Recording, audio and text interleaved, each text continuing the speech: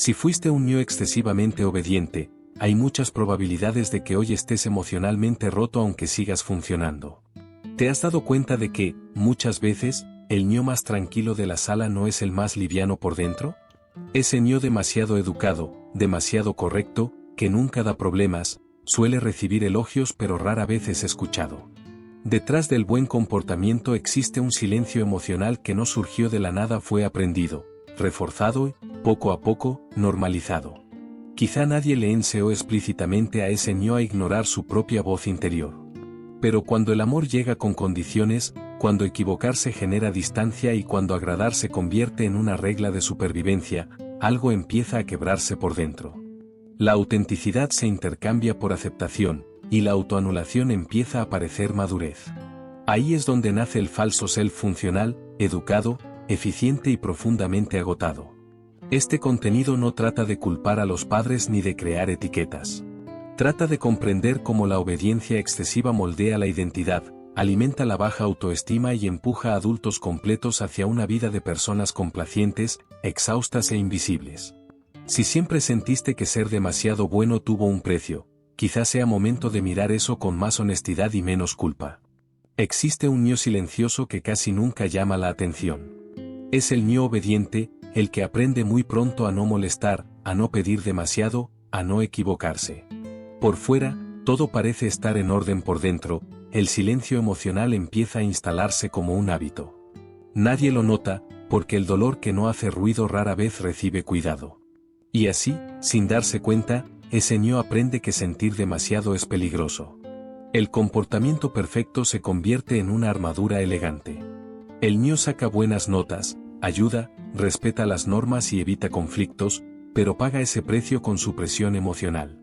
Las emociones incómodas se tragan, los deseos se posponen y la autenticidad empieza a negociarse en pequeñas cuotas. El mensaje implícito es claro, sé fácil de manejar y todo irá bien. Pero ese acuerdo cobra intereses muy altos más adelante. Con el tiempo, ese niño deja de escuchar su propia voz interior. Se adapta tanto al entorno que empieza a confundir adaptación con identidad. Parece madurez, pero es autoanulación disfrazada de virtud. Y mientras todos aplauden el buen comportamiento, el peso invisible sigue ahí, creciendo en silencio, preparando el terreno para los siguientes capítulos de esta historia. Existe una línea muy fina entre la disciplina saludable y la autoanulación, y casi nadie enseña dónde está. El niño obediente suele ser exaltado como ejemplo, mientras su silencio emocional se interpreta como madurez. Pero obedecer todo el tiempo no es necesariamente sil de equilibrio interno. A veces, es solo miedo a equivocarse, a desagradar o a perder afecto. La disciplina saludable fortalece la identidad, la obediencia excesiva la debilita. Cuando el niño aprende que no puede cuestionar, disentir o sentir rabia, empieza a construir un falso self para sobrevivir. La autenticidad se va dejando de lado y la supresión emocional se vuelve rutina. Todo parece funcionar hasta que el cuerpo y la mente empiezan a cobrar esa factura. El sufrimiento oculto suele ser invisible incluso para quien lo vive. El niño crece creyendo que ser bueno significa no tener necesidades. Más adelante, esa lógica alimenta la baja autoestima y la dificultad para reconocer límites. Sin darse cuenta, la obediencia deja de ser una elección y pasa a ser una prisión emocional. En algún momento de la infancia, el niño percibe que ser quien realmente es puede costar caro: una mirada de desaprobación, una distancia emocional, una crítica constante. El niño obediente nace menos por elección y más por supervivencia. El silencio emocional surge como escudo, y agradar se convierte en una forma de mantenerse a salvo dentro del vínculo. La obediencia deja de ser un comportamiento y se transforma en una estrategia. El niño aprende a leer el entorno mejor que a sí mismo, ajustando emociones, palabras y gestos para evitar el rechazo. La supresión emocional se profundiza, mientras la autenticidad es empujada hacia el fondo. Empieza a vivir en función del otro, no de su propia identidad. Este patrón parece natural. El niño crece creyendo que el amor hay que ganárselo. El miedo a equivocarse moldea el falso self, y la autoanulación empieza a verse como una virtud. Lo que comenzó como protección infantil prepara el terreno para relaciones adultas marcadas por personas complacientes y emocionalmente agotadas. Cuando el amor llega con reglas invisibles, el niño aprende rápido. Entiende que el afecto aparece cuando obedece, cuando agrada, cuando no contradice. El amor condicional se instala como una verdad silenciosa: me aman por lo que hago, no por lo que soy. El silencio emocional se convierte en un requisito para pertenecer. Esta adaptación emocional ocurre demasiado pronto. Las emociones incómodas se suprimen para mantener el vínculo. La supresión emocional se vuelve automática, mientras la autenticidad se intercambia por aceptación. La identidad empieza a moldearse según la mirada del otro. El coste aparece más tarde. El adulto crece sintiendo que necesita demostrar su valor todo el tiempo. La baja autoestima se alimenta de esta lógica, creando un vacío persistente, un asil de que algo esencial quedó atrás. El intercambio ocurre sin aviso. El niño percibe que ciertos rasgos ponen el vínculo en riesgo y decide esconderlos. Para mantener la aceptación, sacrifica partes de sí mismo. El niño obediente cree que está madurando, cuando en realidad se está alejando de su propia autenticidad. Las opiniones se suavizan, los límites se ignoran, los deseos se posponen. El falso self toma el control, mientras la voz interior se vuelve cada vez más baja. La autoanulación parece pequeña al principio, pero genera confusión interna y pérdida de identidad. Lo más doloroso es que este intercambio suele ser elogiado. Nadie percibe el silencio emocional que sostiene la imagen. Mientras el mundo aprueba, el yo verdadero espera, paciente, una oportunidad para volver a la conversación. El niño obediente crece, pero el patrón permanece. Ahora es el adulto siempre disponible, comprensivo, que evita conflictos. Las personas complacientes dicen sí incluso antes de escuchar su propia voz interior. El silencio emocional mantiene todo en una aparente armonía. Decir no genera culpa. Priorizarse parece egoísmo. La supresión emocional se manifiesta en cansancio constante, irritación contenida y la sensación de no ser visto. La persona vive en función de las expectativas ajenas. El cuerpo pasa factura. Aparece el agotamiento emocional, la baja autoestima se disfraza de humildad. El falso self sigue funcionando, mientras el yo verdadero pregunta en silencio quién soy cuando no estoy agradando.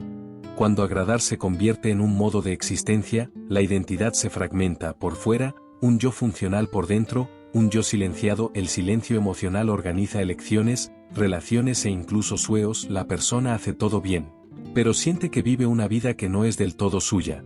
La autenticidad aparece rara vez, mientras el falso self domina. La voz interior intenta emerger, pero es sofocada por el miedo a decepcionar. La confusión crece: ¿soy así o aprendí a ser así? La baja autoestima se fortalece en la ausencia de una identidad clara, creando un vacío que ningún rendimiento logra llenar. El falso self nace como protección, pero se convierte en prisión. Educado, adaptable y competente, esconde un cansancio profundo. El niño obediente aprendió que mostrarse demasiado costaba amor. Por fuera, todo funciona. Por dentro, un vacío constante. La baja autoestima aparece como la sensación de nunca ser suficiente. La persona es aceptada, pero no se siente perteneciente, porque la autenticidad no está presente. Mantener esta máscara exige energía. La supresión emocional genera ansiedad, irritabilidad y desconexión interna. La voz interior insiste en recordar que vivir así nunca fue el plan original. Las emociones no desaparecen cuando se ignoran, se transforman. La supresión emocional se convierte en ansiedad, tensión y un estado constante de alerta. El perfeccionismo surge como defensa. Hacerlo todo impecablemente parece evitar el rechazo, pero alimenta el agotamiento emocional. La mente no descansa, y el silencio emocional se mantiene. Aparece el resentimiento silencioso. La persona da demasiado y recibe muy poco, pero no logra pedir algo distinto. La autenticidad sigue postergada. La sociedad recompensa la conformidad. El niño obediente aprende que quien se adapta en exceso recibe aprobación. Cuestionar o sentir intensamente se convierte en un problema. Escuelas, empresas y relaciones prefieren personas agradables. El falso self encaja. La autoanulación se confunde con madurez, y la supresión emocional con profesionalidad. El resultado es colectivo: adultos agotados, con baja autoestima y miedo a discrepar. La autenticidad se vuelve un riesgo, preparando el terreno para el despertar individual. El despertar comienza cuando la persona reconoce que el cansancio proviene de la autoanulación. El silencio emocional deja de funcionar, y la conciencia aparece incómoda, pero liberadora.